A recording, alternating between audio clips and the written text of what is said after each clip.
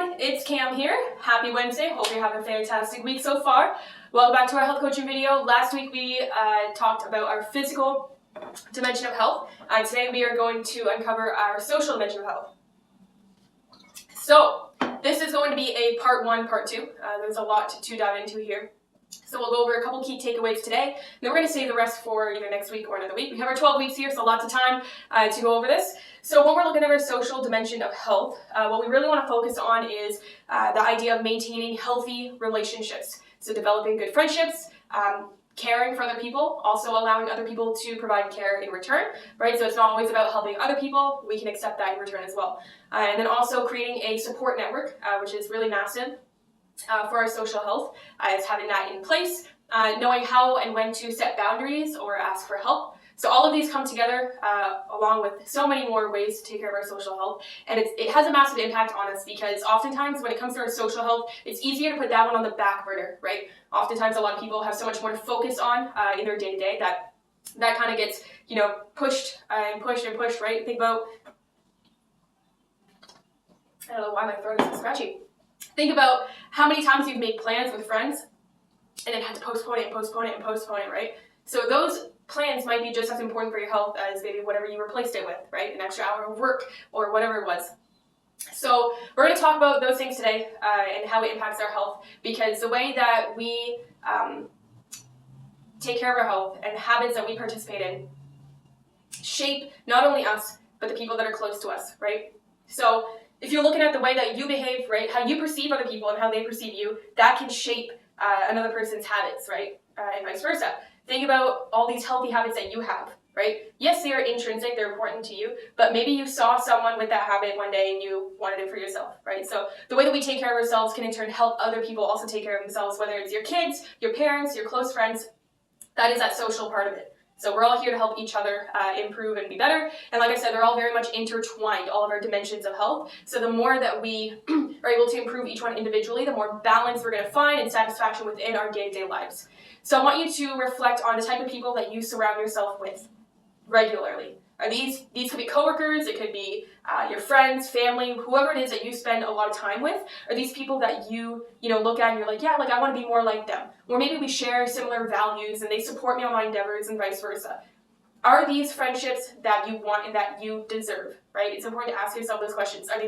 Are these friendships that are helping your health, right, rather than causing harm? If so, that is awesome, right? It's great to have that network. If not, it doesn't mean that you have to cut out that relationship, but it might be important to start looking at building or developing different friend circles where you're going to get that from there. So you're going to have that mutual benefits on both sides. Okay, so having a support network. So one of the biggest benefits of having good social wellness is the presence of that support network. And this could be close friends, it could be family, people that you can turn to in times of crisis and vice versa, people who can offer you assistance or maybe even just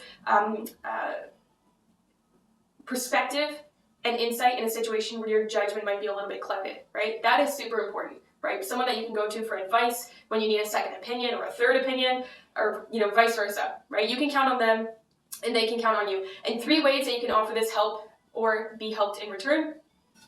Oh my God. Okay, we're good.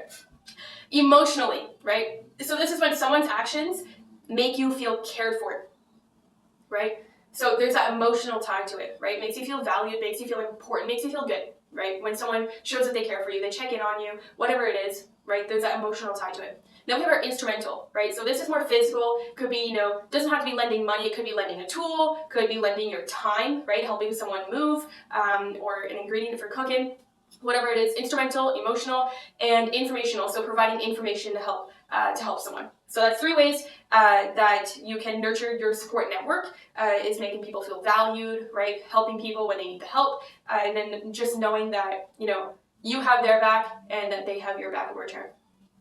All right, so in order to make sure that your social well-being is healthy, like I just said, it's important to nurture these relationships. So make sure that you're taking time out of your schedule to send them a message, give them a call, make sure that they are a priority, right? So that's not a relationship that you want to see slip away.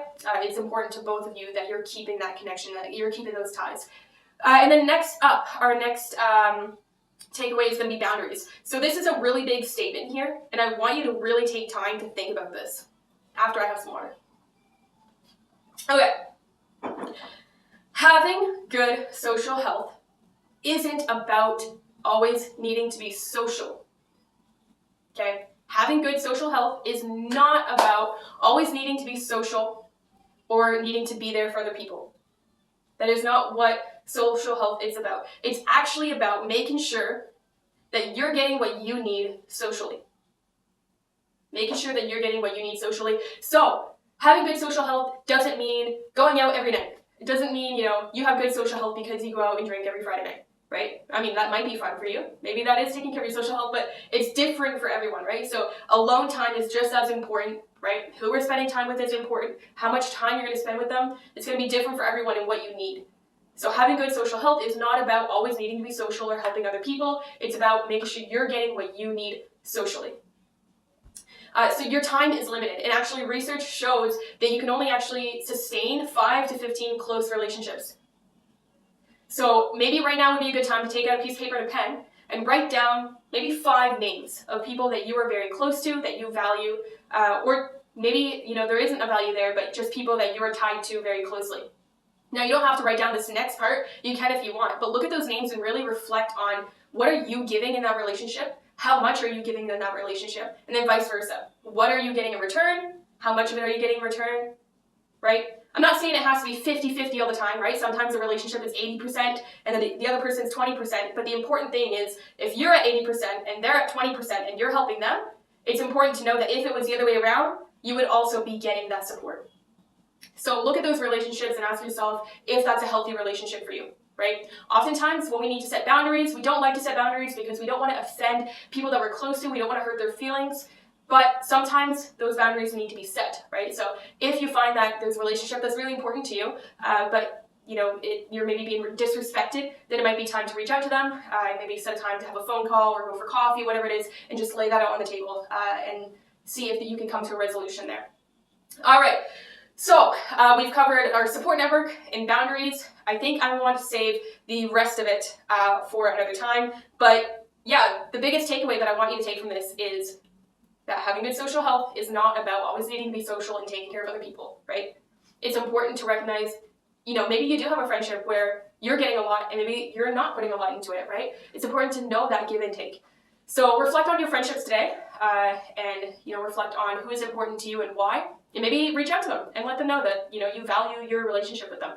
And we'll cover the rest of our social dimension in another week. I love this one. It's super important. So take some time today to do some reflecting, and we will jump into the next key takeaways another time. All right. Have a great day. We'll see you later.